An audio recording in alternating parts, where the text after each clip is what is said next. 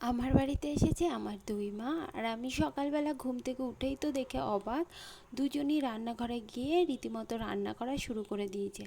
এইদিকে মা যা যা রান্না হবে সেগুলো কাটতে বসে গেছে, আর ওইদিকে মা ভাত বসিয়ে দিয়েছে সকালবেলা রান্না করার জন্য। কালকে বাজার থেকে নিয়ে এসেছিলাম ইলিশ মাছ আর কচুর শাক। তা মা কচুর শাকগুলো আজকে ছোট ছোট করে কেটে রেখে দিয়েছে কালকে রান্না করবে বলে। আর এইদিকে মা বসে রান্না করার জন্য সব গুছিয়ে নিচ্ছিল। তা মা এখানে আর এনেছিলাম ইঁচড়, তা মা বসে গেছে ইঁচড়টা কাটার জন্য। ইঁচড়টা রান্না করবে বলে তা মা বলেছে যে তা দিদি আপনি রান্না করেন আর আমি কেটে কেটে দিচ্ছি। তো সেই হিসাবে মা বসে গেছে ইঁচড় কাটার জন্য। বাড়িতে মারা আসলে এমনই হয় যে তখন আর নিজেদের কিছু সেভাবে কাজ করতে হয় না, মারাই সব হাতে হাতে করে দেয়। আর ভালোও লাগে বাড়িতে কেউ আসলে। এরা যদি সবসময় আমার কাছে থাকতো তাহলে খুবই ভালো লাগতো। তবে এসেছে আবার দুদিন পর চলেও যাবে।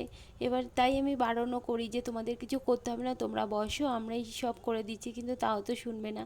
তাও আসলে পর আর কেউ হচ্ছে গিয়ে কাজ না করে বসে থাকবে না, কিছু না কিছু করতেই থাকবে। তো আমি সেরকম ভাবছি যে আমি ঘুম থেকে উঠে করব, তো আমি ঘুম থেকে ওঠার ভিতরেই দেখি না এরা রান্নাঘরে গিয়ে কাজ করা অলরেডি শুরু করে দিয়েছে। আর ইচড় যেহেতু চিংড়ি মাছ থেকে করা হবে তাই মা আবার এইদিকে চিংড়ি মাছগুলো ছাড়াতেও শুরু করে দিয়েছে। এবার আমি বলেছিলাম আমি হাতে হাতে ছাড়িয়ে দিই, বললে তোর লাগবে না তুই বস আমরাই করে নিচ্ছি। এবার আমাকে কিছু করতেই দেবে না, তো আমি কি করব, তাই আমি আর কিছুই করলাম না। আর এইদিকে মার ইঁচড়টা কাটা অলরেডি হয়ে গেছে, আর মাও চিংড়ি মাছগুলো অনেকটাই ছাড়িয়ে নিয়েছে। এবার মাছ যেহেতু ইঁচড়টা কাটা হয়ে গেছে, এবার তারপরে আবার ছিল ডাঁটা শাক। এবার ডাঁটা শাকগুলো রান্না করবে বলে মা বলেছে ডাঁটা শাকটাও কেটে দিই। আর এইদিকে লাউ তরকারি করা হবে চিংড়ি মাছ দিয়ে, সেটাও কাটা হয়ে গেছে। মাও ডাঁটা শাকটা করেছে। তারপরে আমরা বলে চলো তাহলে তোমরা এবার খেয়ে নেবে। তাই মাদের নিয়ে গেলাম জোর করে খাওয়ানোর জন্য।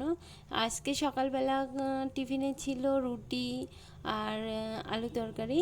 তো সেটা দিয়ে আমরা সকালবেলায় খেয়ে নিলাম একসঙ্গে। মারা থাকলে বেশ ভালোই মজা হয়, একসঙ্গে খেতে খাওয়া যায়। তারপরে আবার খেতে খেতে মা বললো যে মিষ্টি নিয়ে আসি, মিষ্টি দিয়ে দিদি রুটি খান।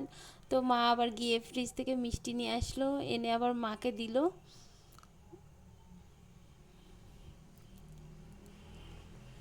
তো আমাকে আবার বলল যে তুই খাবি তুইও একটা খা, তো আমাকেও সেইভাবে একটা মিষ্টি দিল। মা নিজেও নিল। এবার খাওয়া দাওয়ার পরে মা আবার চলে এসেছে রান্নাঘরে, এসে আবার যে ইঁচড়টা কাটা ছিল সেই ইঁচড়টাকে হলুদ দিয়ে মাখিয়ে নিল। একটু প্রেশারে বলেছে চিটি দিয়ে নেবে। তারপরে আবার তারা এসে সিরিয়াল দেখতে বসে গেছে।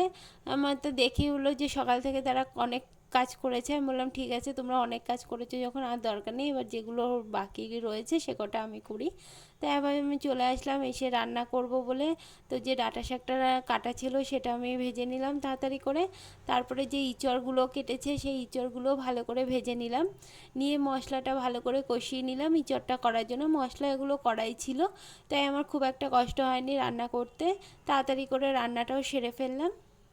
এবার রান্না আমার সব কিছুই হয়ে গেছে। এবার দুপুরে তাই খাওয়ার জন্য এবার মাদেরকে ডেকে নিচ্ছি। তোমরা যদি খেতে চাও তোমরাও আসতে পারো।